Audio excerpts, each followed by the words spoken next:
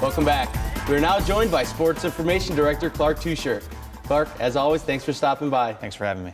Well, another team had a big win against Augustana this week as the women's volleyball team takes down the Vikings.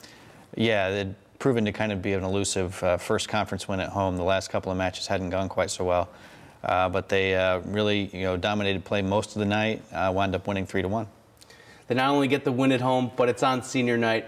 How is that for the seniors to get their win on their night?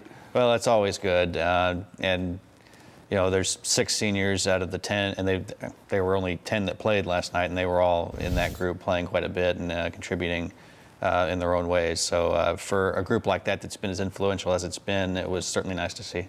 Now, volleyball is a little different from sports like football or soccer, where they play CCIW opponent just right in a row. Volleyball, they play their matches on Tuesday, but then they go to tournaments during the weekends. Am I right?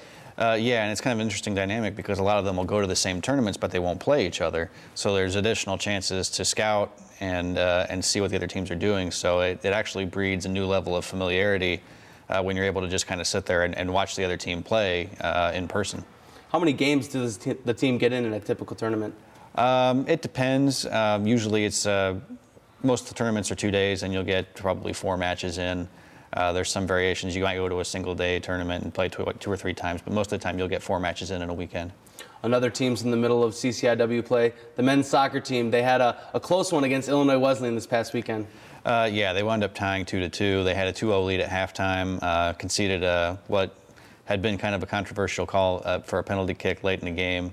Weren't able to get the game winner there at the end, despite the 2 overtime periods and everything.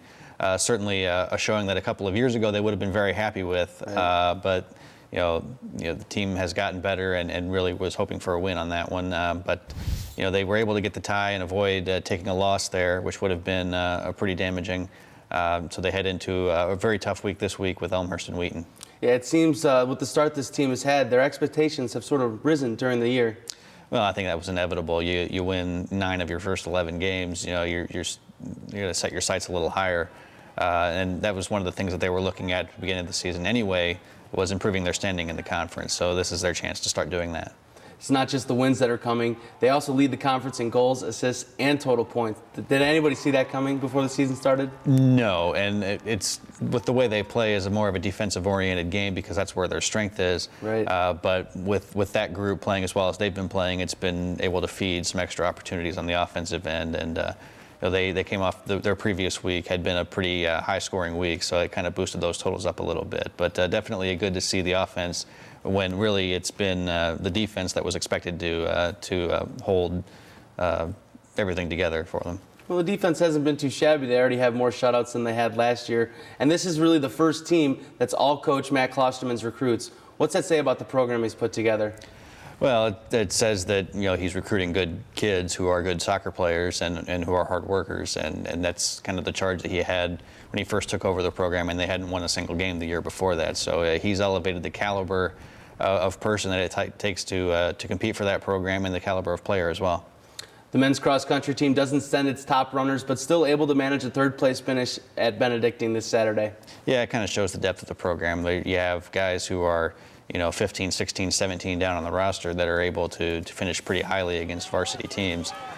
So it's a good thing to see them have a chance to step up and be leaders, and it's good for that group. And the varsity team, they needed all the time off for preparation they could get. They've got a very tough meet at Oshkosh this weekend. How important is it to give those varsity guys some rest during the year? Well, you call it rest because they're not competing, but in actuality they are training pretty hard through those weeks to prepare for the larger competitions.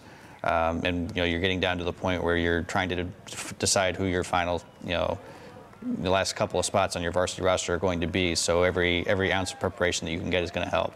I know the team doesn't dare look ahead, but do you think they have the date circled on the calendar for the CCIW championships going for their 38th in a row?